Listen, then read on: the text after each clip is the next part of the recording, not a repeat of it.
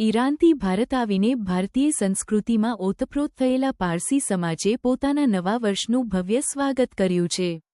પારસી સમાજ 1396માં વર્ષમાં પ્રવેશ કરી રહ્યો છે ત્યારે પોતાની પરંપરા અને ધાર્મિક વિધિ અનુસાર પતેતી પર્વની ઉજવણી કરવામાં આવી રહી છે. બમણ રોજથી શરૂ થયેલા મુક્તાદ માસ દરમિયાન પારસી સમાજ દ્વારા પૂજા અર્ચના અને ધાર્મિક વિધિઓ કરવામાં આવી હતી.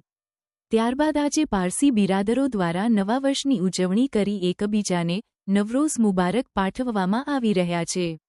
નવસારી શહેરમાં મોટી સંખ્યામાં વસતા પારસી સમાજના લોકો દ્વારા ઐતિહાસિક આતશ બહેરામ ખાતે પૂજા અર્ચના કરવામાં આવી હતી. આશરે 250 વર્ષ પહેલા નવસારીને પોતાનું વતન બનાવનાર પારસી સમાજ દ્વારા સ્થાપિત આતશ બહેરામ આજે પણ પારસી સમાજ માટે આસ્થાનું મહત્વપૂર્ણ કેન્દ્ર બની રહ્યું છે.